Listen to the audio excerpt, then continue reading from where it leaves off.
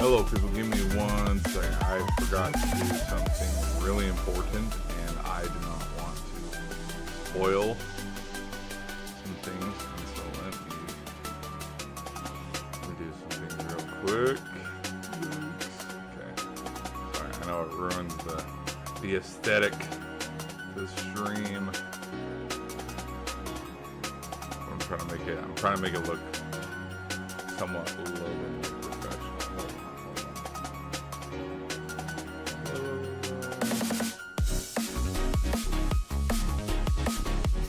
Let me show you.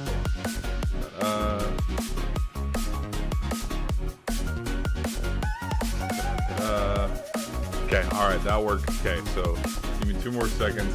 I totally forgot to clean up some loose ends on this stream, but I'll be right back, guys. Okay, so give me like 2 seconds. We'll be right back.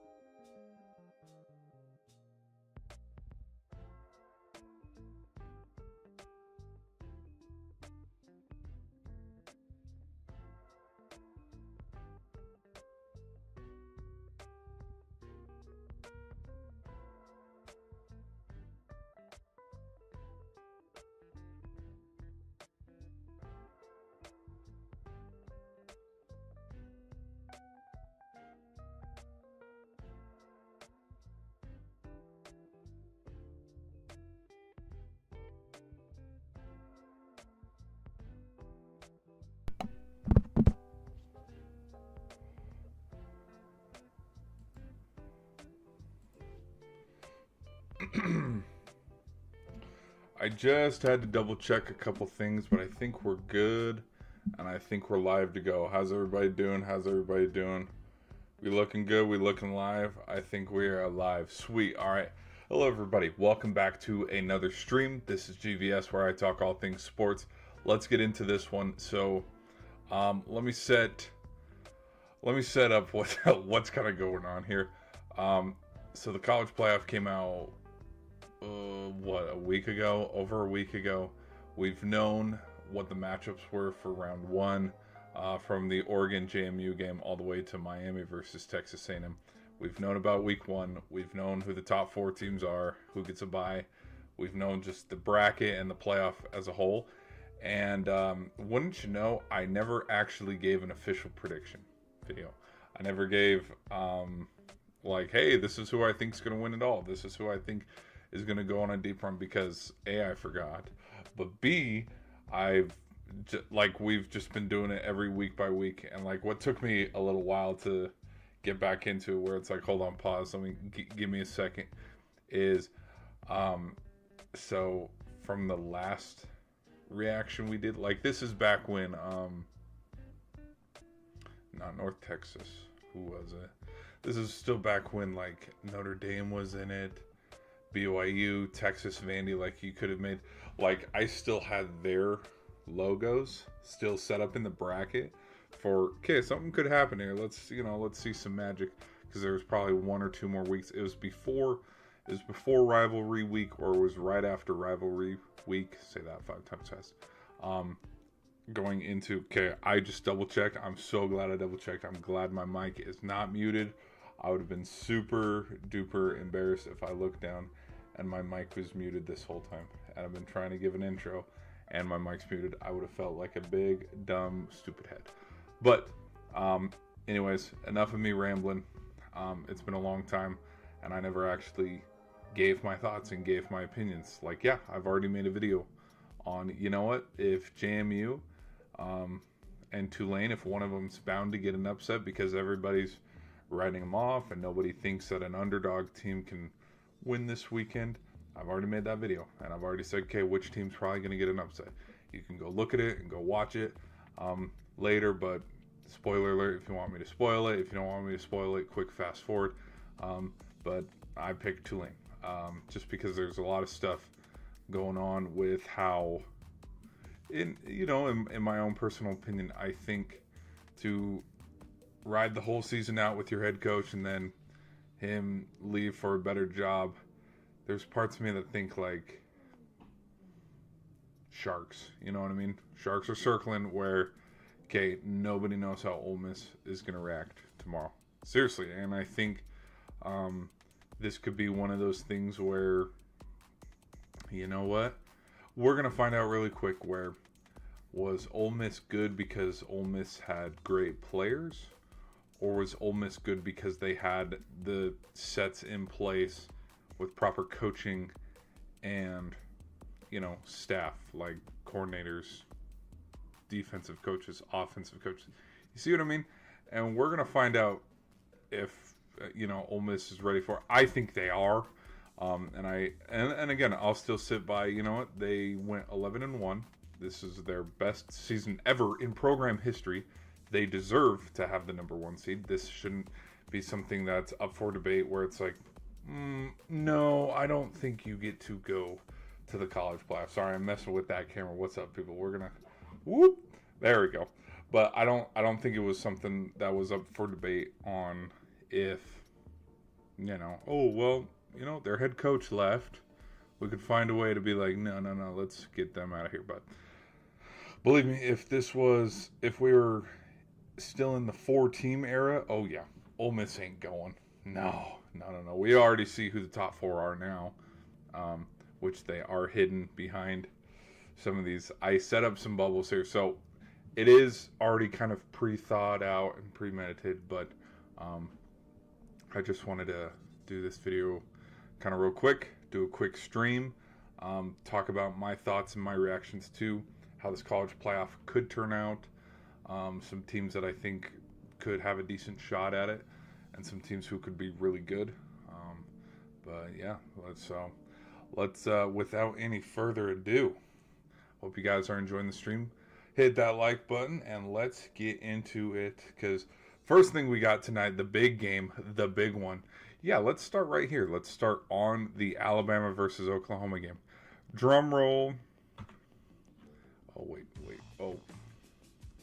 Okay, let's move this one down just a little bit. Let's move this one up just a little bit. Okay. Drum roll. Boom. I have Oklahoma winning tonight. I think when you look at Alabama, I think one thing that you can't ignore, and it you know what? It could be fake. It could be fake. It could be, a red herring where it's like, hey, a media leak of some kind. But something that I cannot ignore is if Ty Simpson's injured and not ready to go, I'm not confident in Alabama tonight. Really not. Let me do something real quick. La la la la. Turn that down a little bit more. Sorry. Okay. All right. Let's continue. But that's the one thing I think that I'm taking away a lot out of this game is I'm nervous that because after the SEC championship game and we saw how they played at the SEC championship game, I think obviously they are going to bounce back and have a better game because the SEC championship game was very rough, to say the least. Georgia jumped on them early, and it's kind of funny that I predicted a blowout would happen because I did not think a blowout would happen, and then it ended up happening. Because I thought, dude, it's Bama, Georgia. I didn't expect a blowout because none of the games have actually been a blowout when they have played each other. The score does not indicate, when you go look at the history of some of the games that they have played, the score does not indicate how close that game was. I mean, whether you're looking at the 22 national championship game, the 23 SEC title, like these games are closer than they appear. But then this one, no, this game was a blowout. How many quarters did it take till Bama to cross the 50? Like that Georgia defense was smothering, and I think Georgia's defense is going to be a reason probably why they go on a little bit of a run. And Georgia's defense, along with Ohio State and Indiana's, not something to glance over and ignore when we're trying to predict who's going to win these games and who's going to go all the way. But with tonight's matchup being in Norman, Rona, Oklahoma, I mean, we can only say this for a couple certain teams because the 12 team is so young. Because this is only its second year. This is Oklahoma's first playoff game. And I think some other things too, if you want to look at it from this perspective, is it would favor Alabama and why Alabama would win. Oklahoma's never won a playoff game. Not with Baker, not with Kyler, not with Jalen. They are 0-3. Not with Baker twice. I forget. The Orange Bowl. They lost to the Orange Bowl, but who was on that Clemson team? That Clemson team was pretty stacked. That Clemson team that they lost to kept it neck and neck as close as they could against Bama, who eventually won the national championship that year. But, I mean, 0-4, could this be the night that, Oklahoma rights their wrongs and they end up getting a big win? Who knows? I am also going to favor the fact that this is a home game for Oklahoma, and I do think home field advantage is going to have a lot of implications in these playoffs. I really do. When you let's look at last year. But last year, last year's interesting to look at from this point of view and this aspect, just because, I mean, I'll be real. I did not think SMU was going to beat Penn State. I didn't. I think Penn State ended their season really good, even though they lost the Big Ten championship game. And I'm going to die on this hill. I thought Miami should have been in over SMU. I really think if Miami or Bama would have replaced that team, I think they're shaking it up and they're making a little bit of noise because of whoever was going to win out of whether it was Bama, Penn State, or Miami, Penn State, whoever was winning that game was playing Notre Dame in the Orange Bowl. That's at least how I see it. Anyways, but I think home field advantage is going to have a big impact because home teams last year, they all went undefeated. It was all blowouts too. So when we're looking at this game going, oh, Oregon, JMU could probably keep it close. That's what Tennessee thought. and then Ohio State happened. That's what Indiana thought.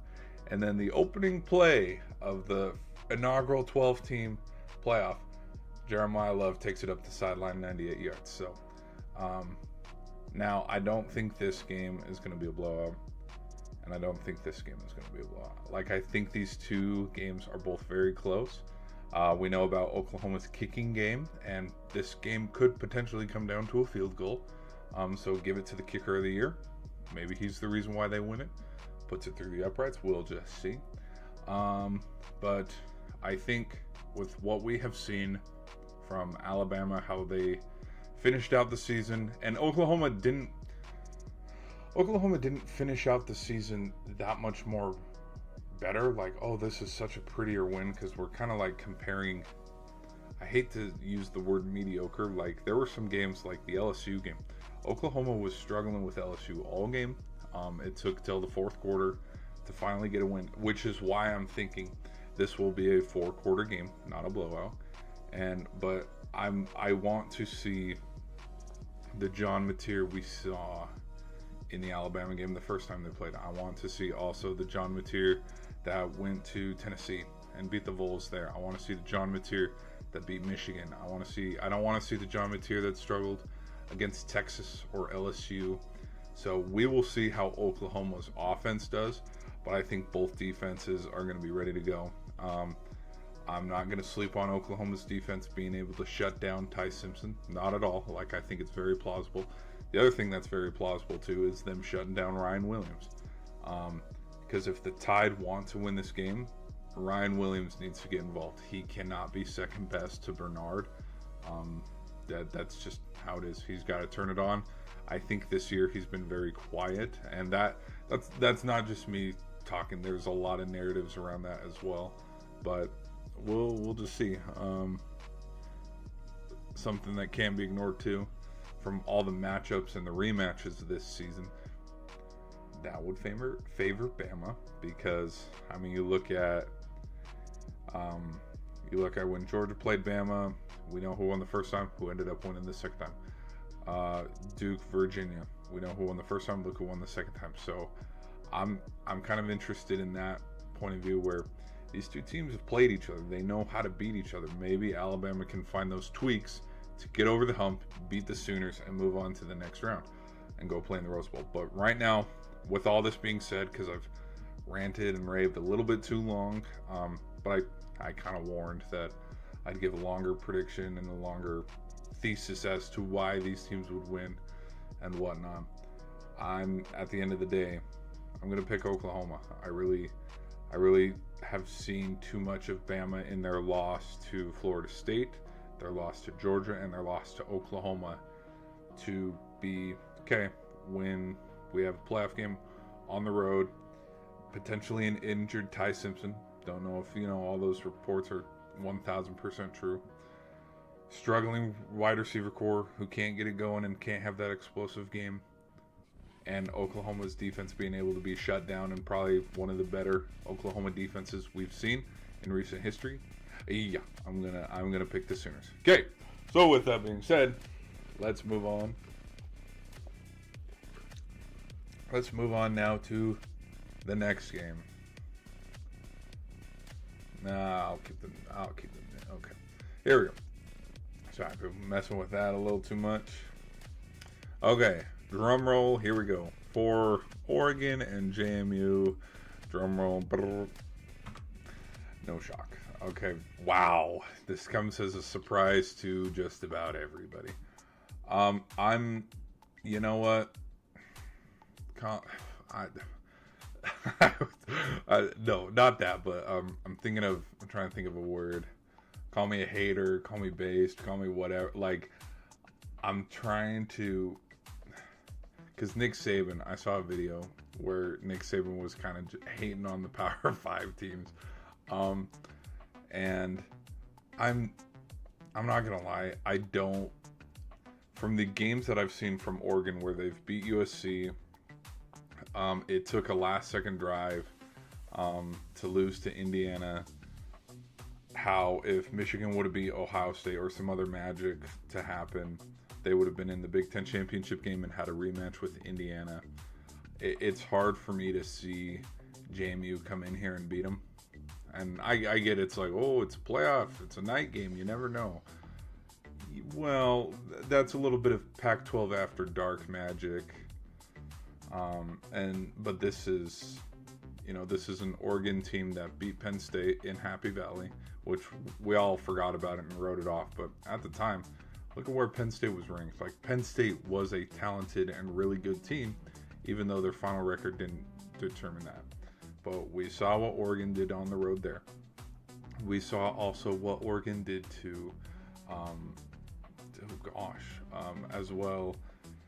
We've seen what they did to Northwestern. We've seen what they did to USC. We saw the very last week where they beat Washington, which that could have been a close game too, because rivalry games, you never know. It could be closer than you expect. But no, they went into Washington and kind of slapped the Huskies around a little bit. So I'm not too convinced with JMU being able to have an upper hand on this one. And also from the point of view of who the Ducks have played this season, level of competition, win or loss, the Ducks have played better teams than JMU this year. I mean, and that comes, and not a lot of people like to talk about this, and some people, that's why they call you a hater or whatever when you're like, no. It should be Notre Dame, or it should be Texas or Vandy or BYU instead of JMU. They're literally, and I'm not looking at it because I saw people talk about it being a safety issue, which is I think is so stupid. It's just a talent thing. It's a recruiting talent. That's what the difference is 4-star and 5-star and 3-star players are playing at Oregon. How many 5-stars are on JMU's team? That's what I'm looking at. And that's the point I'm trying to get across is you could stack. Now, if you take Texas Tech's roster and turn their jerseys from red and black to purple and gold, then yeah, JMU's going to play a lot better. But players actively who were 4 or 5 stars decided to go to Oregon over JMU. And so that's how I look at it, is it's nothing to do with size or heart or willpower to, okay, let's get out there and go have a better win. It's, you look at position by position group. It's a battle of stars and star talent. And maybe the evaluation process from high school wasn't the same. That's like, maybe we are overvaluing Oregon a little too much, and JMU gives them a run for their money. But I think with the fact of how it's a playoff game, not a lot of people, one team did this year, and their quarterback just so happened to win the Heisman. Only one team's been able to beat them this season in their house. That's why I'm leaning towards the Ducks, and I think we'll see. We'll see. There's parts of me that think if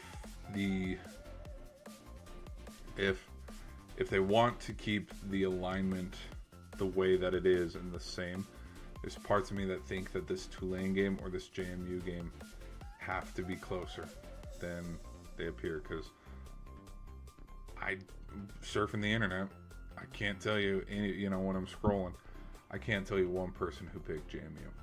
I can't. Same with Tulane. Like, everybody has predicted that Ole Miss is going to win by 50 million, and everybody's predicted that Oregon's going to win. And then, who knows? Bro, Tulane could win on a field goal tomorrow for all I know. I don't know. But here's the thing too, and this is just me. I think Tulane probably has a little bit of a better chance against Ole Miss than JMU does. But anyways, regardless, all that's being said, from the Oregon games I've watched, I don't think they're losing. I've watched way too many Oregon games this year to be like, you know what? Nope. Give me the 12 seed team. No.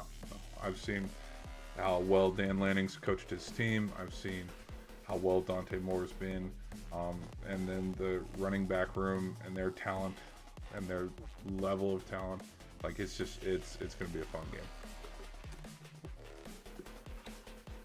game. We'll see though if JMU can keep it close. But if this thing gets to a 3-4 touchdown game and it's 20-0 by the end of the first quarter or something, watch out. Here we go. All right, so let's do this one first. Okay, All right, no shocker here. I'm very what's the word I'm looking for? Not hate football, not angry football. I think Ole Miss has a lot to prove tomorrow, and the reason why I'm picking Hottie Toddy over the Green Wave is we have heard since Thanksgiving break and rivalry weekend that Ole Miss sucks, and that, well, if you guys paid more or had a better roster or this or that or that or this, Lane Kiffin would have stayed. Well, the truth is he didn't. He left, and everybody has their own opinion on it, and I personally think there's probably a lot of fifth-year seniors, fourth-year seniors, guys that transferred in that were promised something and then the promise wasn't fulfilled. I bet there's a lot of emotions running around, not only on campus but in that locker room, to go out and just beat the shit out of the next person they see. And it just so happens to be Tulane. And with that being said, I think that Ole Miss is going to play some angry football. And I think all the people that have predicted that, oh, Tulane's going to come in here, there's a lot of emotions and there's a lot of turmoil with, oh, what do? We don't have a head coach. No, we do have a head coach. His name's Coach Golden. And we're going to go in here and just like how we beat you earlier in the season on our own home field, we're going to double down. We're going to do the same damn thing and we're going to beat you by 30 plus.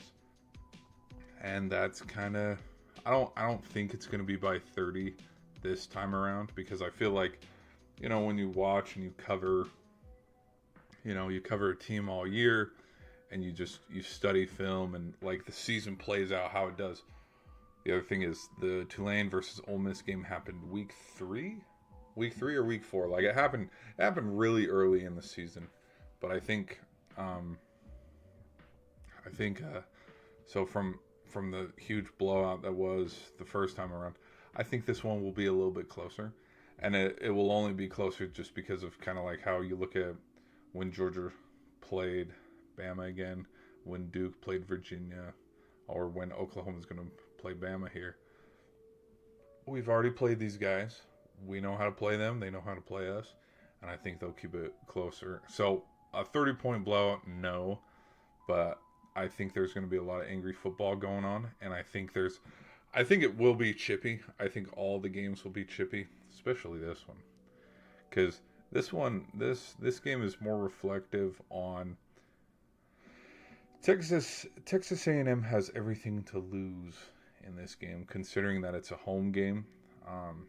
And with them losing to Texas, they lost out on a chance to go to the SEC championship game and play Georgia. Because I personally thought it should have been the Aggies and the Dogs, but it is what it is. But anyways, with all that being said, I've ranted a little bit on this segment of who I think out of Tulane and Ole Miss. And I think Chambliss is going to have a good game. I think Ratzlaff is going to have a good game. I think it will be an entertaining game, and I don't to say it's going to be a blowout and say it's going to be about as bad as the Oregon JMU game. No, I do think this one genuinely will be entertaining. But I think, yeah, like I said, I think Ole Miss, they've got a lot of haters to prove wrong, and they've got a lot of people to silence. And they, even with the news and the rumors of players on their own team leaving and hitting the portal and going and joining Kiffin, which, after the season's over, if they go do that, they hit the portal, go to LSU, whatever, so be it. But I think, like, right now, the best thing for them to do is go out and try to go get that 12th win and just keep fighting. Go meet up with Georgia. I think they play in the Peach Bowl when they play each other. I don't know. I can't remember for the life of me. Let me go look up something real quick. La, la, la.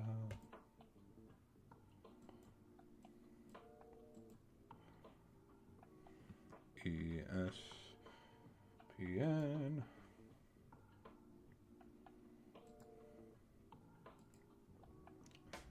Yeah, I don't remember.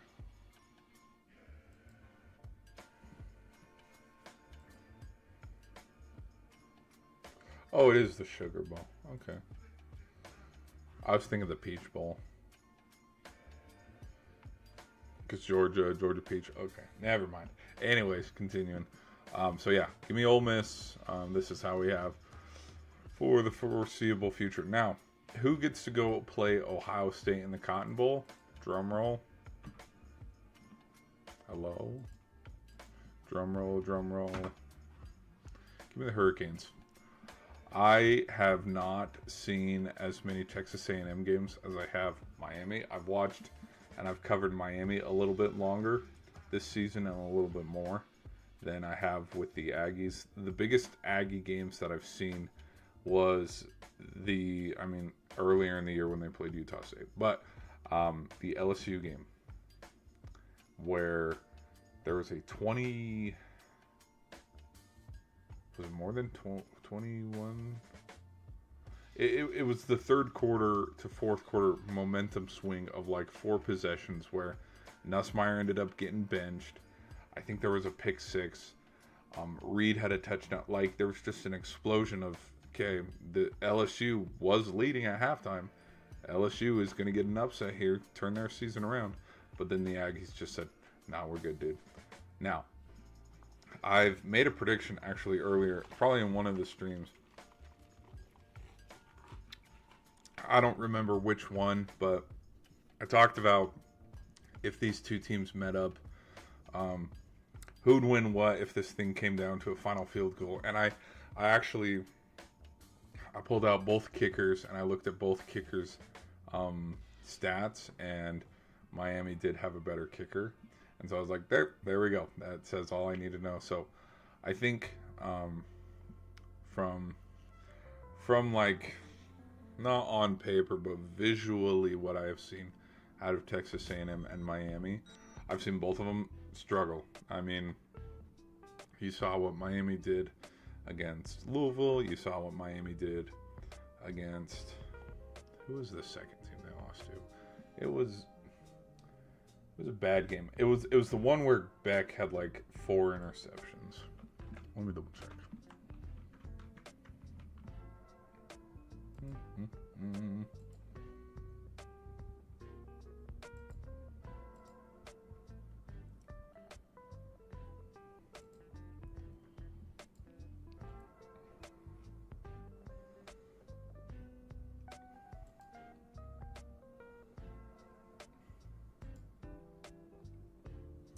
SMU.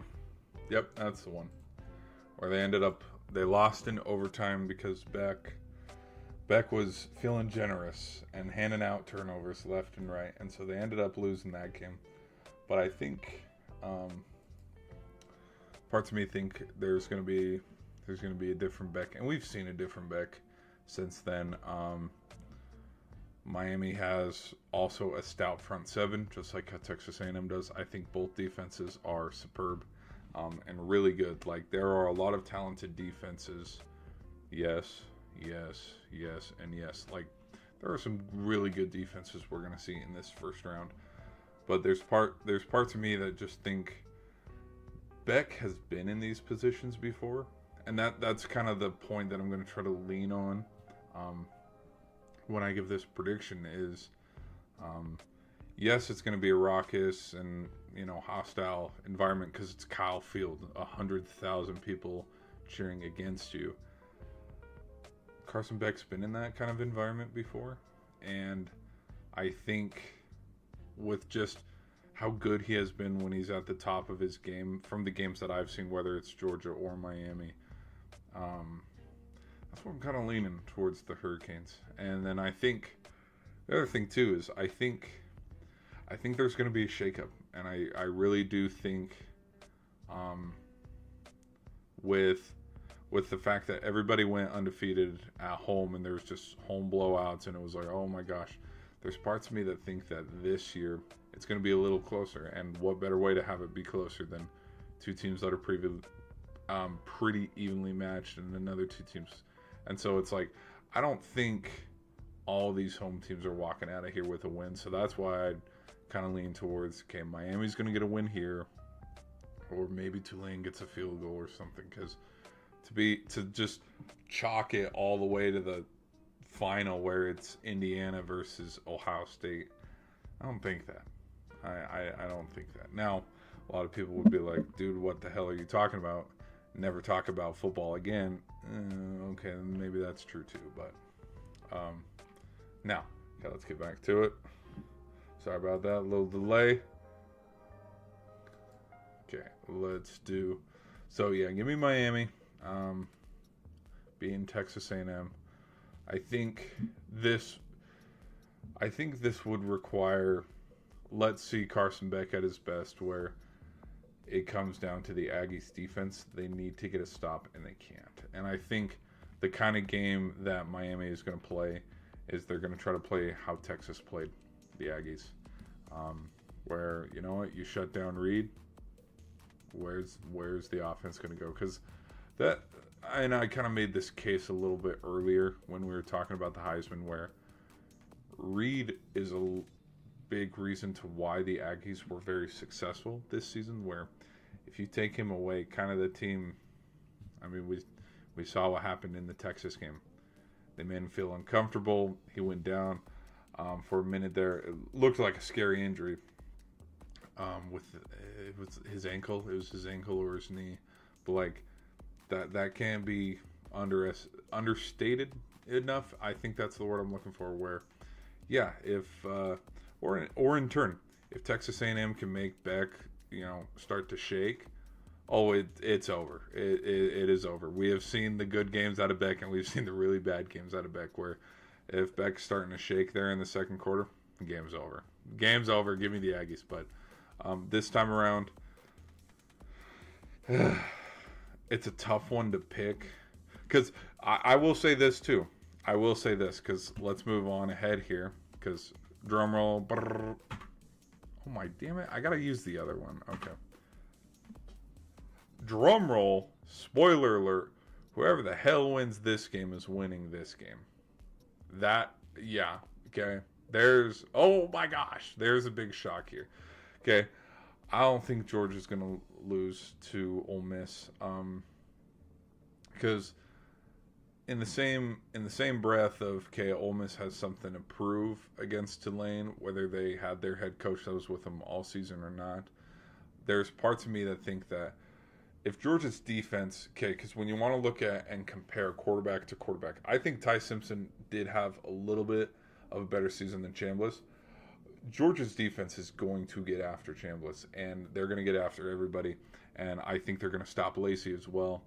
And you stop the run of Ole Miss, dude. It's wrapped up. The game could end 10-6. I mean, if Georgia stops your ability to run the ball, it's not going to be a close game. And considering how these two teams played each other earlier in the season, Georgia's just hit that stride where they've entered another gear, and there are parts now where I would look at this with Lane Kiffin leaving. This could have been the difference between them winning or losing, if I'm being honest. But we'll just have to see. Yeah, I don't. Yeah, this one, like it. I'm trying to think of other reasons how Ole Miss could win this game, but like I really don't know, because I mean, sometimes, and we've seen it out of Georgia. Yeah, sometimes the offense isn't doing that good, but their defense just keeps them in the game, and then Frazier could pop one out to the outside, or Lucky, or anybody. Like, yeah. So this is who I have winning out of this one. Now, out of Ohio State and Miami, hold on.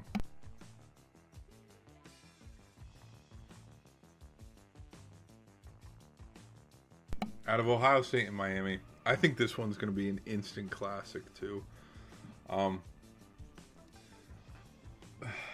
do I explain? How do I explain what I'm going to explain here?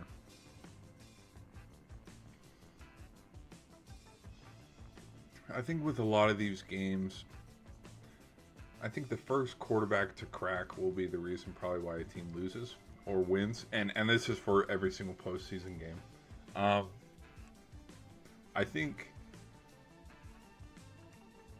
I'll be really amazed if we can have Ohio State play Georgia and Julian Sain can continue his impressive run this season, because he's had Heisman nomination finalist, and he went undefeated in the regular season, lost in the Big Ten championship game to Indiana. You can't ignore that.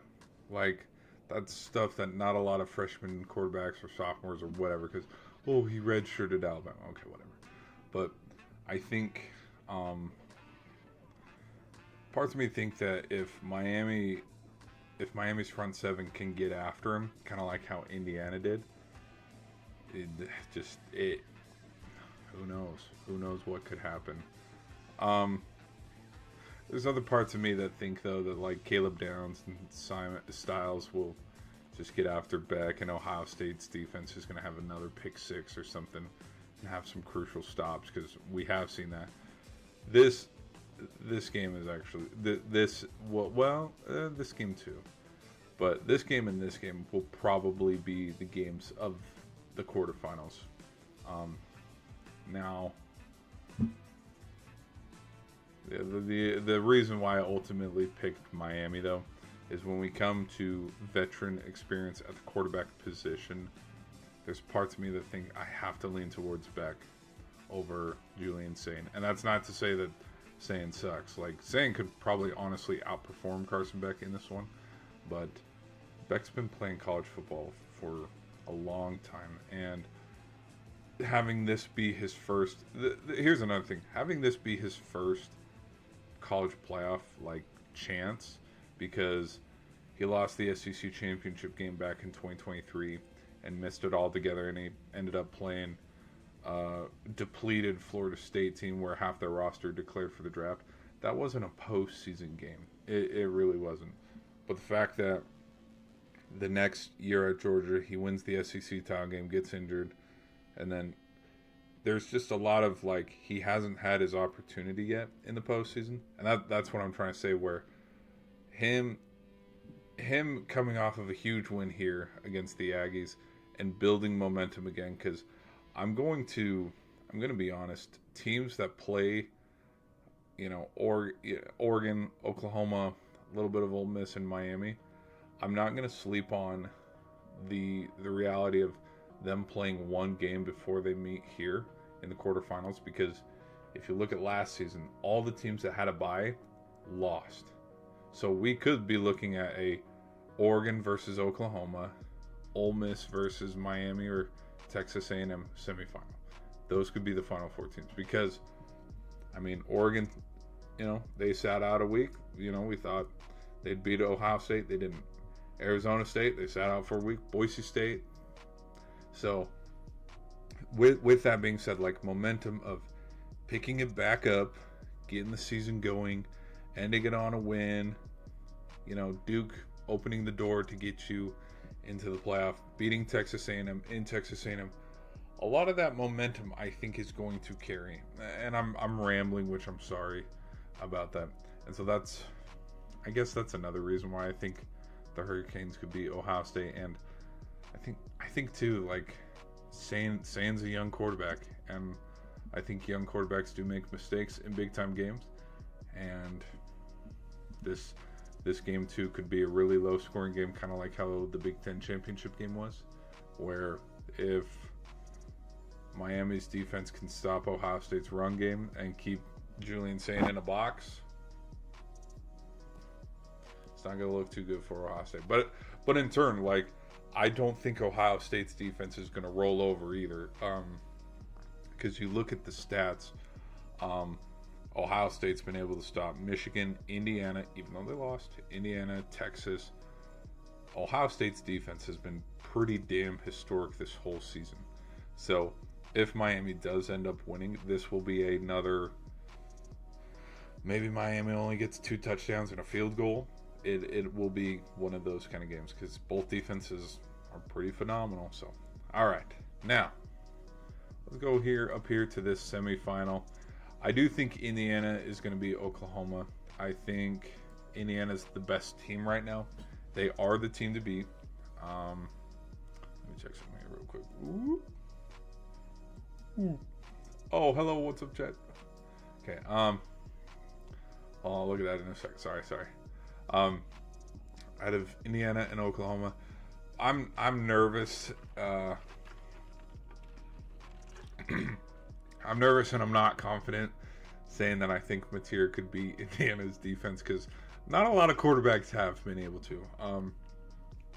Just comparing some of the defenses that the Hoosiers have gone against this season with quarterback play.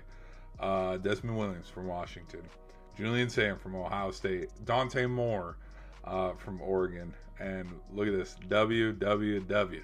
And yeah, objectively speaking, I think Dante Moore is he's a little bit better than John Mateer, but we could be wrong where another number one seed goes down and they go down in the first round in the Rose Bowl. I think aesthetically that game is going to be very aesthetically pleasing, considering, dude, it's the granddaddy of them all, and teams they look damn good at the Rose Bowl. Now, aesthetically, it's like, would Indiana look better in their all whites or with their red unis and have Oklahoma in the all whites? Either way, it's going to look good. It's going to look good because it's at the Rose Bowl. But I'm going to take Indiana to win this one. And then, drum roll. Yeah, give me the Ducks. I think the Ducks can beat Texas Tech. Do not get me wrong, I think Texas Tech is a very good team. I think Texas Tech had a Heisman finalist that probably should have been there in New York. I think Jacob Rodriguez is a really good player, and I think, let me double check. I don't know, is Bro, I don't know if Bro's a senior or, let's look at some things here. Well, actually, first off, we got a couple more minutes. Okay.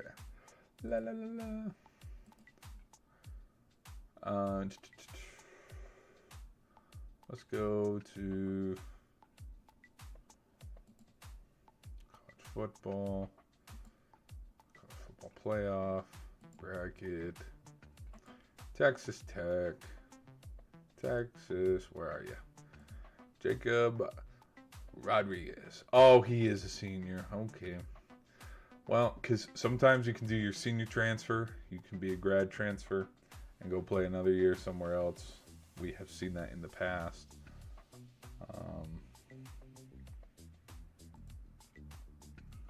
Okay, here we go. But, okay, well, if he's not going to be there. Okay, fine. Okay, wait, let me close out of. Okay. Anyways, yeah, I think he's an animal, and I think he has the ability to turn games on their head. Even with Texas Tech's two biggest games this season against the Cougars, the one against Arizona State, even though that was a loss,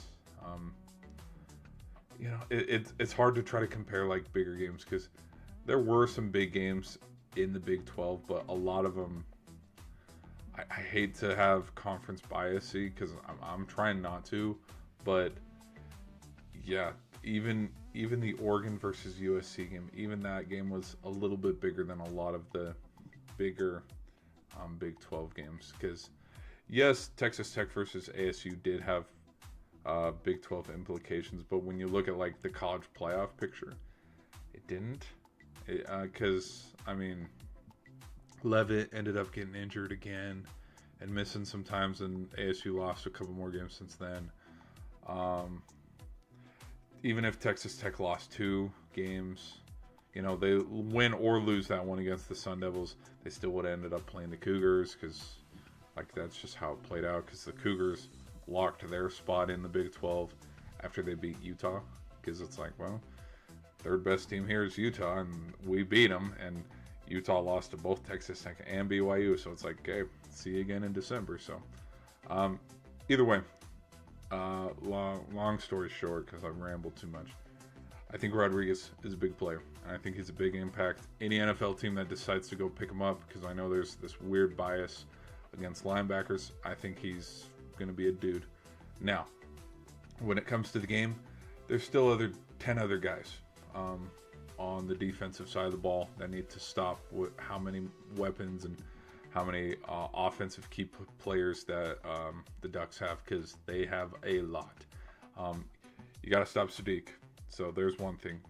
I think the tight end is going to have a huge impact on this game. There's a running back by committee. So we'll just see if Texas Tech's front seven can stop the run.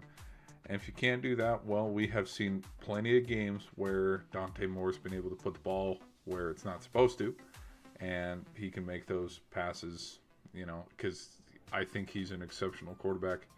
And so there's a part to me that's wondering, there might be a Rodriguez play where, Moore hits Sadiq over the middle and then Rodriguez punches it loose. That very well might happen. But there's also other plays where, what if Moore decides to do a bootleg, and then, oh, look at that, because Moore can run the ball as well too. So don't sleep on that. If you want to compare quarterbacks too, I'll lean towards Moore a little bit. I think Bear Morton's a good quarterback, but just from the games that I've seen, Texas Tech they have been tested, but I can't be like, you know what, Texas Tech has their own version of a Penn State game, or Texas Tech has their own version of, we've all forgotten it. We've already written it off. Iowa was playing Oregon very close in that game, and then there was a crucial, there were a couple field goals by Atticus there at the very end. I was talking about throwing it in tight windows. Moore made some good passes in that game, some crucial touchdowns. The road test of, okay, this game is supposed to be tough. We haven't seen it from Texas Tech. Maybe I haven't been watching close enough, but their biggest, the Utah game, very early, very, very early in the year. Their backup was in, and they tore up Rice Eccles.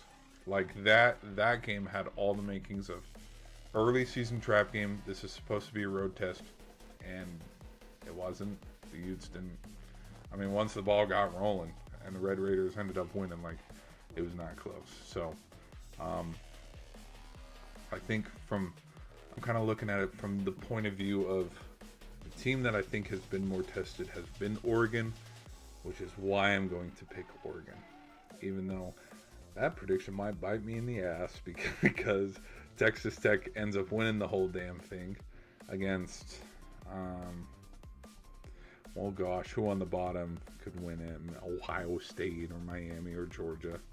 I don't know. Thanks for all the likes, guys.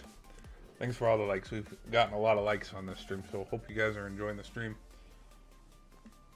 All right, but let's continue. There's other parts of me too. The reason why I picked Oregon to beat Texas Tech is I want to see this rematch. I really do. I think, and if I'm being honest, I think Oregon would give Indiana a bigger fight than Texas Tech. I really do.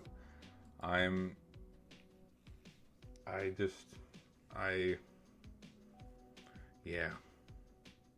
We'll see about Texas Tech. And again, I know that Texas Tech blew out BYU 2 times.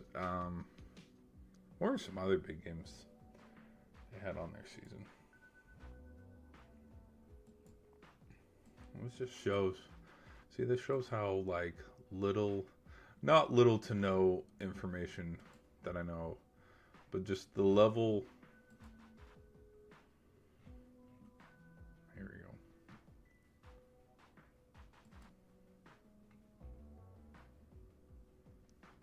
go. Their 2 biggest games, BYU, both happened right here. But again, Kansas had a down year. Oklahoma State. Tell me when Oklahoma State won a game this season. Kansas State was supposed to. This could have been a huge game. This had the makings of being a huge game. And this could have been, hey, winner goes to the Big 12. But, yeah, no, there were. Okay, again, not trying to sound biased when it's like, oh, the SEC is supreme, the Big Ten is supreme, but you look at these schedules. Houston, they won this one 35-11. And I don't remember off the top of my head to be like, bro, this game was closer than 35-11 indicated. But when I go over here and I look over here, Houston is a 9-win team. Okay. But again, 35-11, 42-17, 34-10, 26-22. They did have the ball at the very end of the game. 42-0, 43-20, 29-7. This game was not close. Not both of them weren't close. Not even gonna act like they weren't. But 48-9, 49-0. Parts of me think that the real test of like a football team to see how good a football team is after they are tested. And I know, I think it was Joe Klatt.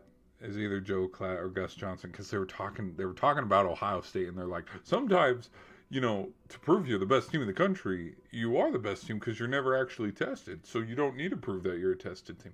Which I get that, but at the same time, the second Ohio State got tested, they lost to Indiana in the Big Ten, and that's the only point that I'm trying to make here is your team, whether you're playing Pine Bluff week 1. Utah, week 4, whichever team you're playing, you need to have that moment where, oh shit, we're losing. You go look at, okay, who's Oregon, for example, because Texas Tech is playing Oregon. Okay, you look at all of Oregon's games here. Not a test. Northwestern was scrappy with them, gave them a test. This game went to frickin' overtime. Here's the test because they lost. They lost by 10. Okay. This game, 18-16, took a walk-off field goal to win.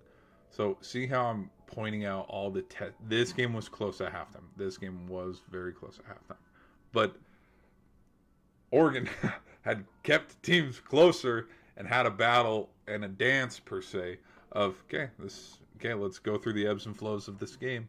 And I think it benefited them versus looking at Ohio State's schedule. Jump on over. Oh, I could have gone the other way. Hold on, watch this. Oh, damn it, I went the wrong way. Hold on.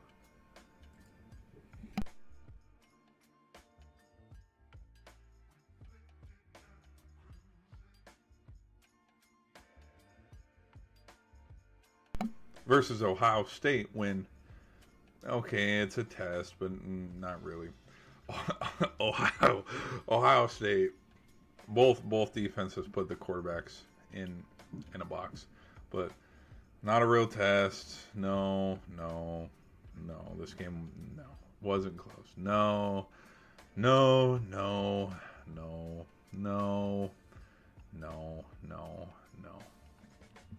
tests all season. And the schedule people and the people who want to homer on the schedules of how blah, blah, blah, blah, cupcake schedule. Yeah, okay, I can see the point of view you're coming from though. Here's the thing: this is a road game. Like these are big games. Do not get me wrong; they're big games because Washington at one point had the most successful home record because it was a place where you usually don't go and win here, like a Happy Valley or the Shoe. But so you look and you see, yeah, it's 7-3 at halftime, but then to outscore them 17 points in the second half and how many turnovers they ended up getting on Williams there towards the end of the game, like it turned into something where, okay, this is a test, and it's a big game to our credibility, a lot of it, because it is a big game, but it wasn't like how this was, where, yeah, you had the lead at halftime, and then there was no touchdowns in the fourth quarter. Like, that fourth quarter was something out of a movie because it was that freaking good. Both teams had turnover. Like, it was a good game. But Ohio State, they meet someone who can, you know, play to their level, make their match, and then, something else has to falter or something. So let's close out this. Wait a minute. So if I have, hold on, can I go here and then whoop? Yes, I can. Okay. All right. Y'all still watching? Thanks for watching, guys. I know I'm rambling. It's like, hey, buddy, speed this shit up. Here we go. Now, I think it's a fun, you know, I want to see Carson Beck go against the Dogs and beat them. So what? Okay. I think that'd be a pretty cool little revenge story on if Beck can go and beat the Dogs. But you know what? I don't think that's gonna happen. Rug pull. No, I think this game, if this is how it plays out, oh gosh, I don't know, because considering, I'll be honest, I don't know. I have a national champion. I have a national championship who I would crown as the national champ. I don't know if I can be like, yeah, Indiana's winning it, because I think everybody thinks Indiana's going to win it, and everybody probably felt the same way about Oregon last year. I will admit I did too. Where okay, it's probably going to be Oregon Georgia or Oregon Notre Dame in the national championship game, and then it ended up not being that. Which I want to look back on my national championship prediction last year, and I want to go look because I want to see how wrong. I want to see how wrong I was, because I guarantee you the Ohio State win in the Rose Bowl probably derailed the rest of my college playoff bracket last season. But with a rematch, here's the thing. I can see, because here's where I'm torn. I don't see, because this is probably exactly how I felt last season with Oregon being the 1 seed. I can't see Indiana sitting at home with how successful they were this season just get knocked out in the first round by Oklahoma. I don't see that happening. And then there's also parts of me where, okay, all right, they run into Oregon here. I don't. It's not that. It's kind of like okay, you beat Oklahoma, and Oregon, you got your good win, but Oregon, I don't see you getting to the national championship game, especially if you got to play. Now it would be the perfect revenge game and a get back where, okay, we end up having Oregon versus Miami in the national championship game. That'd be pretty sick, because if anybody, maybe I'm wrong on my prediction now that I'm thinking about it, but I'm pretty convinced that with how well Indiana has been playing football all season, if they can get 2 wins in a row, it's going to be a lot for Georgia to handle. Now, with this being said, I think when we get into these later rounds, something that's really important that can't be overlooked is just the experience of the team that has been there. And I think, I mean, Kirby Smart against Kirk Cignetti, I'd have to lean towards Kirby Smart, even though Mendoza is the better quarterback. And if there was any year for Indiana to win it, and if there was any year for the Hoosiers to go all the way, it would be this year, because look at how successful they've been all year. It's the first successful season in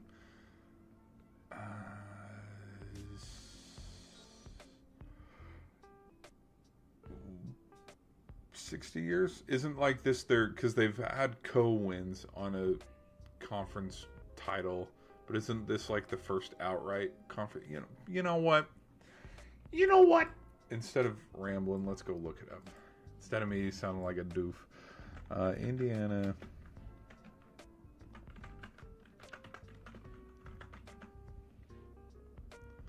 banners. Okay, here we go. Nope, not basketball. Football. Because we know they're a powerhouse in basketball. Well, no, not much anymore. Basketball. You know, let's go to the old Wikipedia.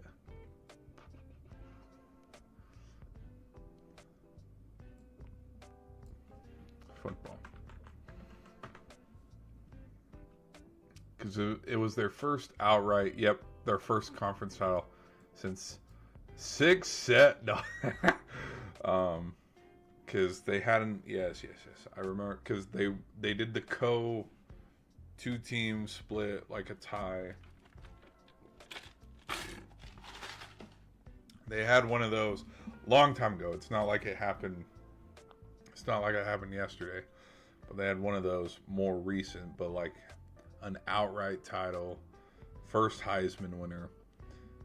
Yeah, that to me, it's like, okay, yeah, Indiana, if you're gonna win it, hey baby, now or never, because we know the Raiders are gonna be on the phone, the Jets, not the Giants. The people who are saying that the Giants should draft Fernando Mendoza should never make another sports prediction. But we know, I wouldn't say Arizona as well, because Arizona is probably going to be in the market for a quarterback, but they're not going to be the top pick. But what I'm trying to say is, yeah, Vegas, the Jets, these teams are going to be calling for a quarterback, and Mendoza does have one more season. But after you win the Heisman and potentially win the national championship against Georgia, wouldn't you want to go to the NFL and declare for the NFL draft? So, but all this to being said, I think there's a lot of hype behind Indiana, which is why I'm kind of like, because whether the sports, basketball, March Madness, hockey, baseball, there's a lot of hype around a lot of teams. It's like they lose somewhere, and so I think at worst they get to the semifinals. I would pencil them in to get to the national championship.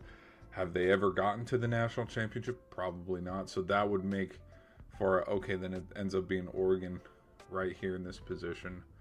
But I really do think that the winner of this team goes and plays Georgia here. But then the winner of this matchup here probably wins the national championship game. For real. Because I don't know.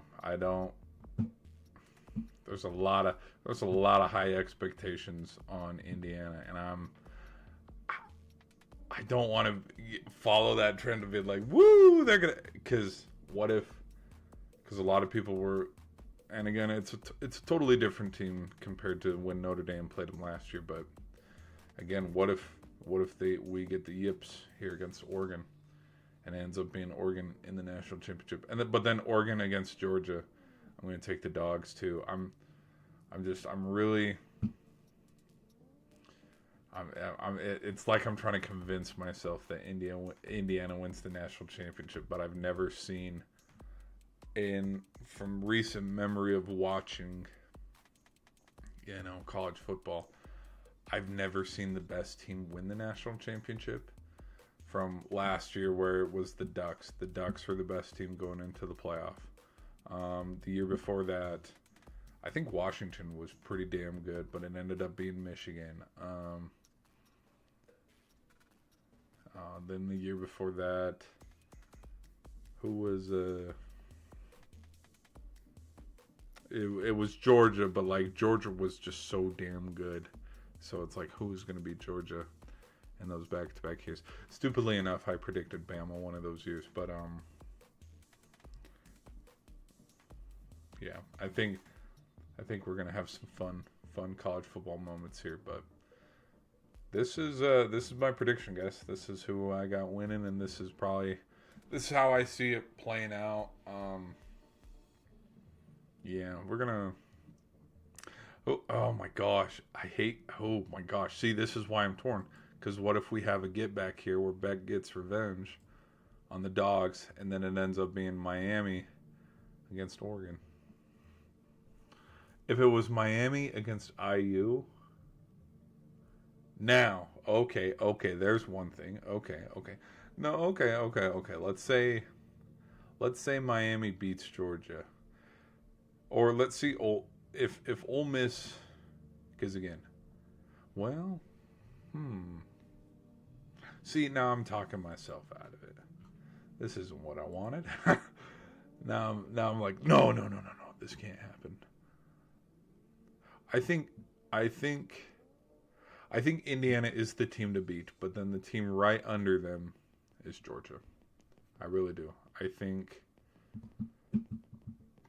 there's a lot of star power on both squads. If Miami beats Georgia, yeah, I think they're going to beat Indiana. But then it would make also for the perfect. Okay, whoever beats Georgia, like it leaves the door.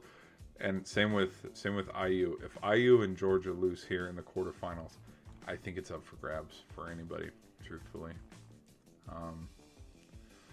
Also, don't sleeping too much on Texas Tech. See, this is crap. See, sometimes this is why see, now I'm talking myself out of it.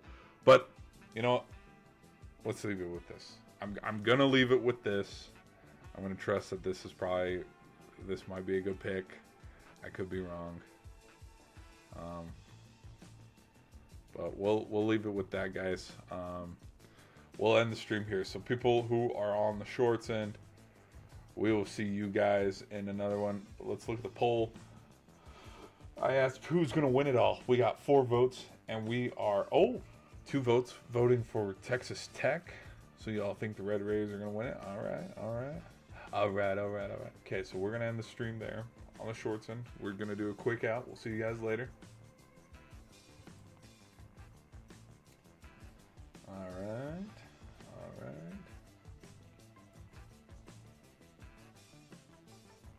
Okay. And then we can go over here. Finish this up. Nope. Wrong button. Where's the...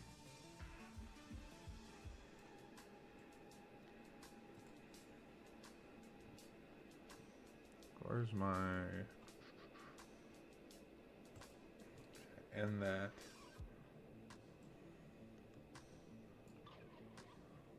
Okay, let's go to the chat. Let's read some of the chats. Okay. And then in the other stream, I asked you guys, okay, who's winning it all? We got the 1 vote. Shout out to you. Who's picking Ohio State? We got a Buckeye. In here. Okay, sweet. All right, and then in the chat, I took Bama tonight. They'll be getting a lot of injuries back. So, hey, I was talking about this earlier with Ty Simpson. Wasn't impressed with how OU played versus LSU. Same.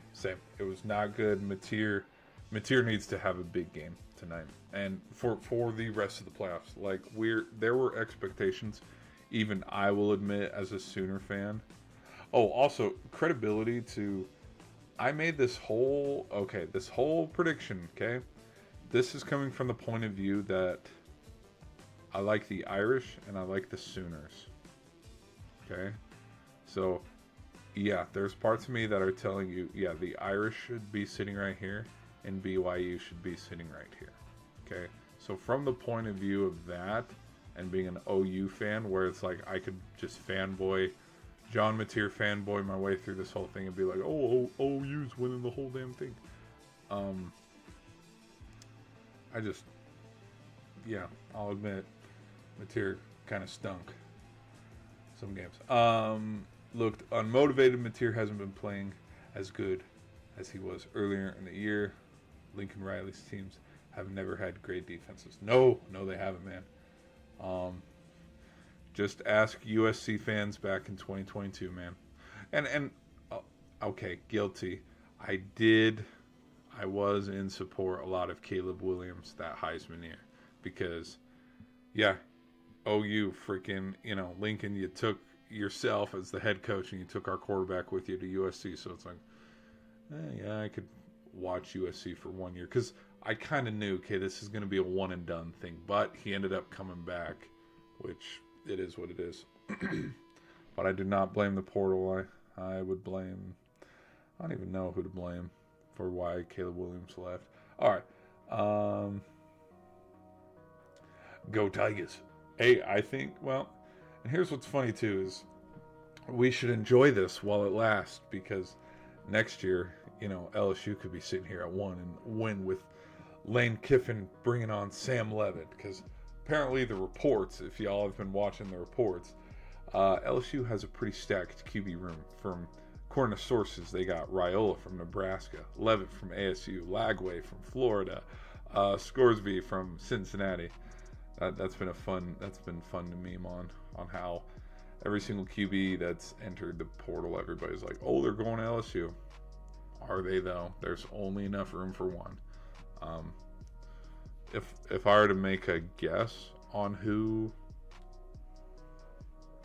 the other one is, Indiana, because everybody's assuming Mendoza's going to the NFL, and so that because everybody assumes Mendoza's going to the NFL, and that Indiana would retool. That's why they would get somebody like Sorsby or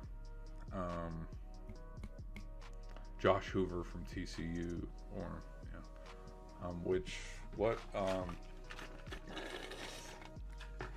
it's funny that people think Sorsby's going to Texas Tech, because it's like, where's Baron Morton gonna go? What if Baron Morton comes back? Which in fact, no. Let's play a game here. Hold on. I like this game. Let's play this game here. Let's go look at Morton's eligibility for another year, and then we'll end the stream because we got to get ready for the Alabama OU game.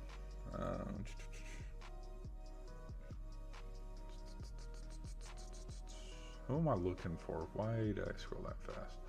Okay, Texas Tech, the Raiders, the Red Raiders.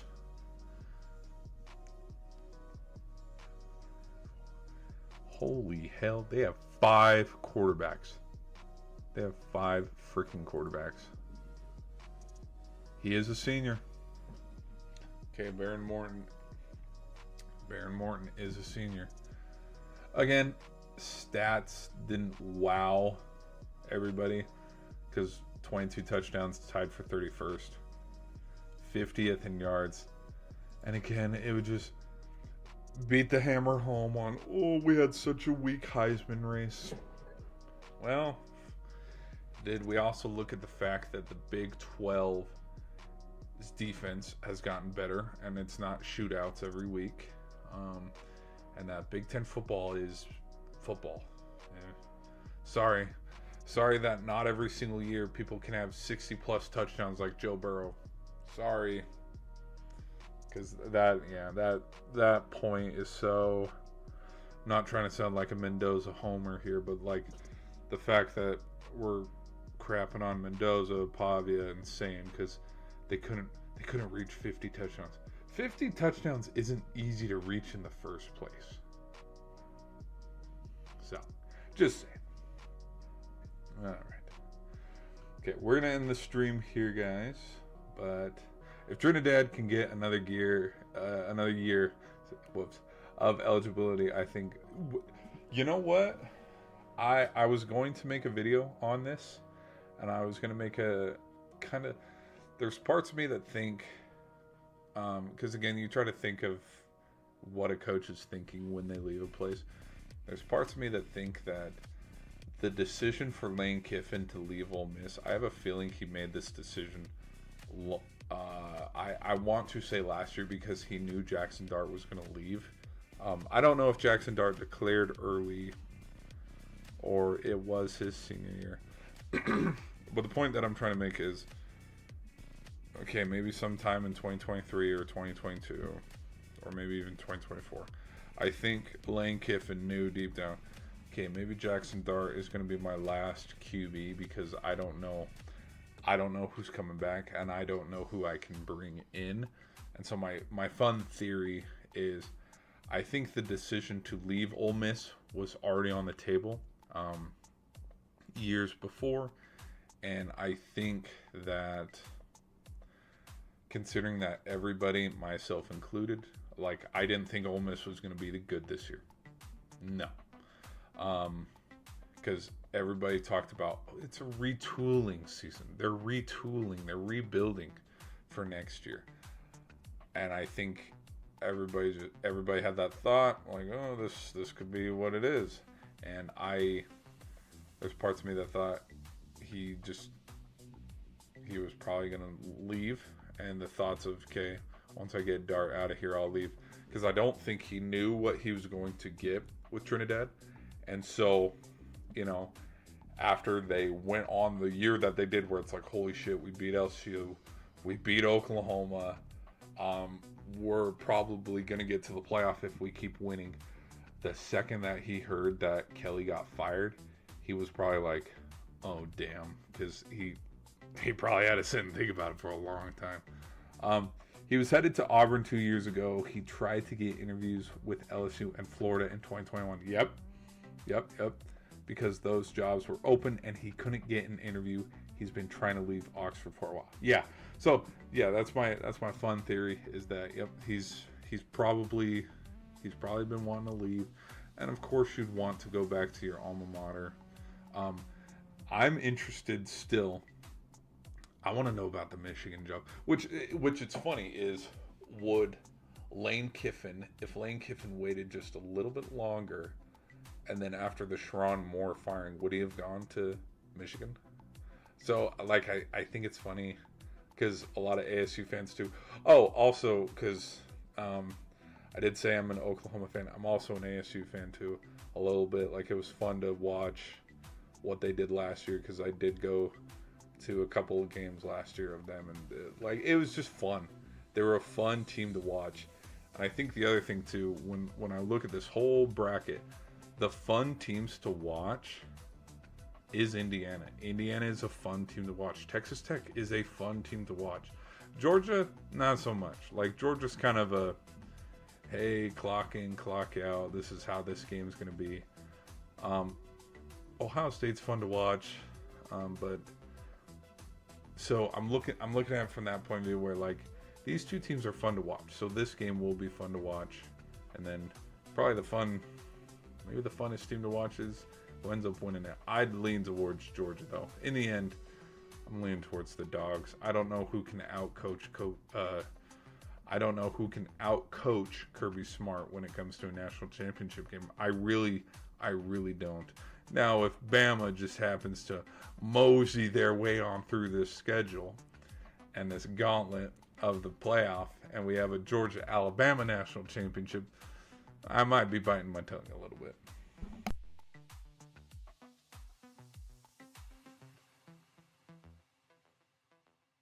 Yep. The NIL. Oh yeah. NIL was a big reason too. Big reason.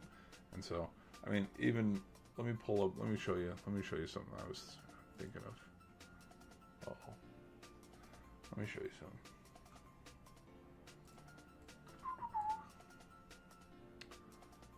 ESPN.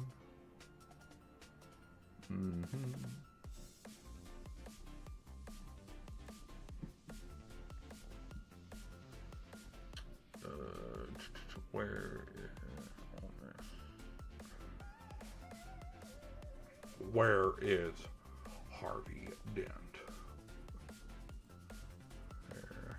Okay, so for Ole Miss's schedule, again, with all these predictions on, it's a retooling, rebuilding year. How are they going to do without Jackson Dart? Because Jackson Dart had been there for 3 seasons.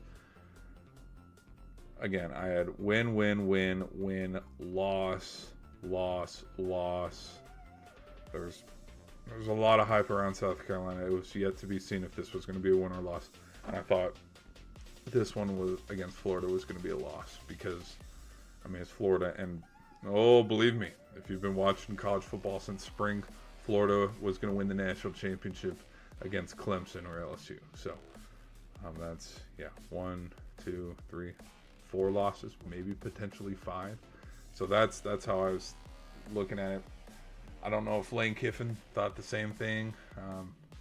But yeah, you saying, he's been fishing. I 1,000% think that probably was going on.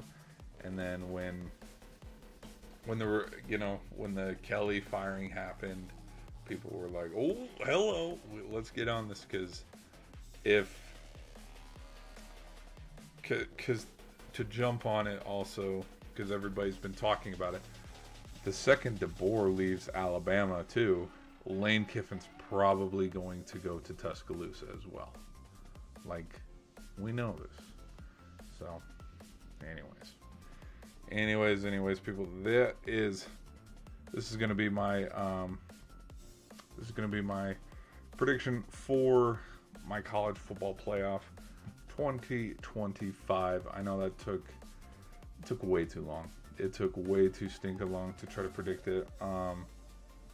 But whoa, hello. But hope you guys enjoyed the stream. Let's go back here. And say, I disagree. Bama doesn't have the boosters we do. What do you mean?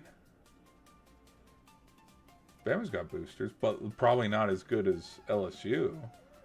I'm meaning from the aspect of if Lane Kiffin leaves to Bama, it's only because he was there when, Todd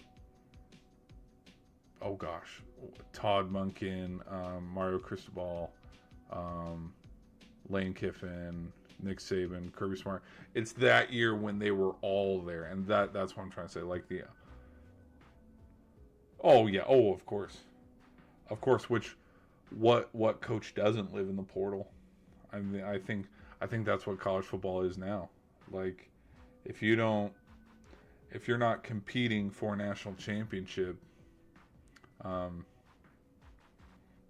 if you're not in the portal looking for a quarterback to try to compete with other teams, like it, a lot of people look at it as a pay to win kind of championship, which yes, in some aspects, it kind of right now is pay to win, but I think we're going to get through the ripples of the first, it might take a decade, but the first handful of seasons, 5 or 6 seasons of the NIL, and I feel like it's going to fizzle back out and turn into what college football has always been, where, shocker, the top teams still continue to get the top recruits.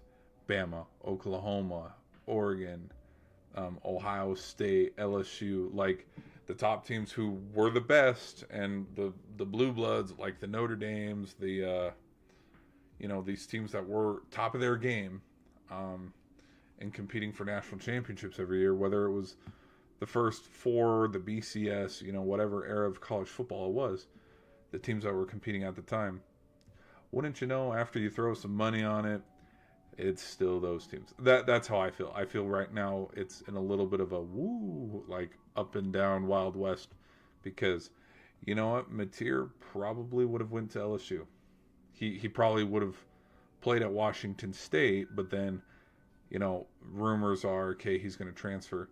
Yeah, maybe Georgia or LSU or Bama would have went after him, but because those teams had players, it's like, okay, fine, I'll twist my arm. I'll go to Oklahoma for more than $1 million. So, I think it's going to fizzle out.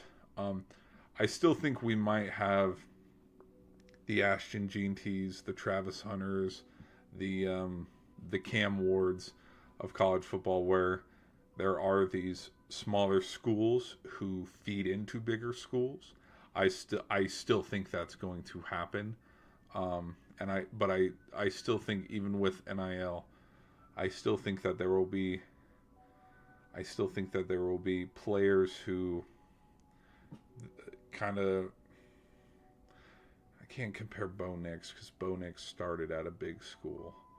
Okay, I'll go back to Cam Ward, but Cam Ward went from small school, transferred to Wazoo, and then from Wazoo he went to Miami. And I think it might be weird now where we have, I'll be honest, if NIL wasn't a thing,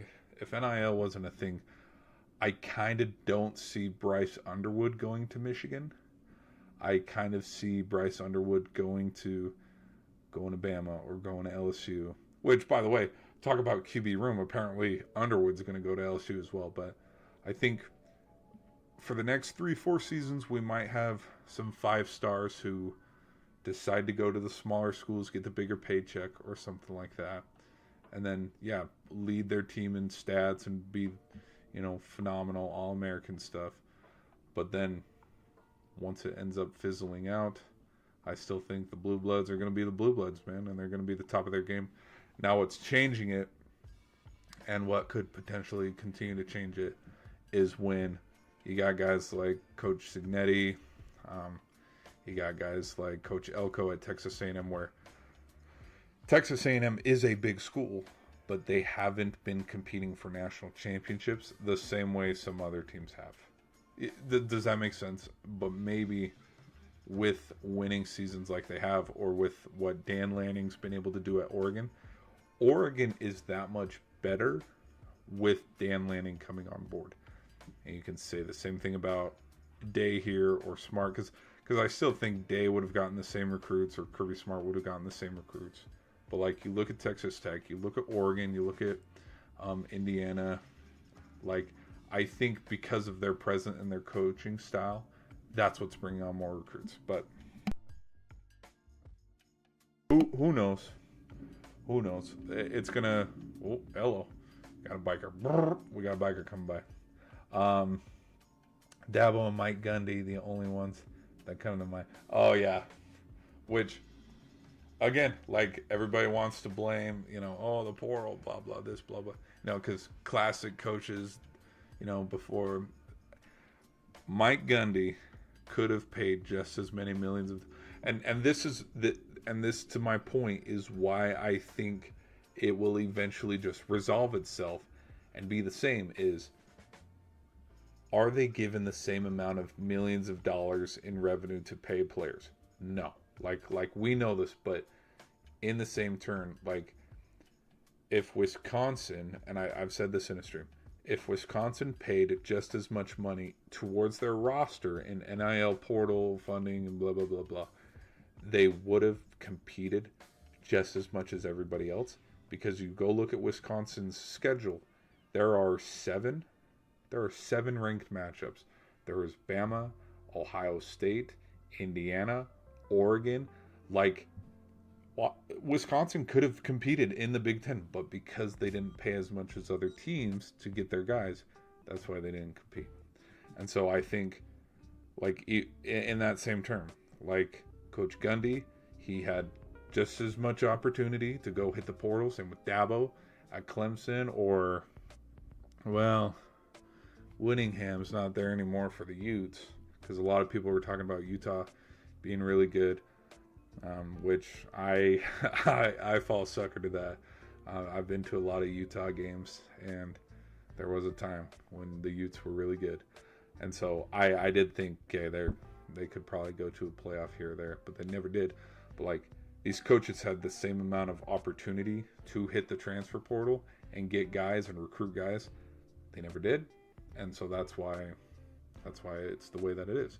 So anyways, and then the last post of the night, last comment of the night. They've always been paying players, just doing it legally now. Hey-yo, from the top bar. We'll end it there. We'll end it there on that comment. And then let me see one more thing. You know what? No, we'll end the stream now. I gotta. My foot's falling asleep. I've been sitting here for a very long time. Thank you guys for hanging out with me. Shout out to you guys leaving a like and a sub. This was a fun stream, but this is officially, when you look at it, it's ugly. It's not pretty. It's kind of messy. This is my playoff prediction. This is who I have going and winning it all. And this is the national championship that could happen. I'm still going to make a video on national championships that I'd like to see. Like, there's parts of me that do want to see, yeah, you know what? Give me Ole Miss all the way to the national championship, because how funny would it be the second Lane Kiffin leaves, they win it all?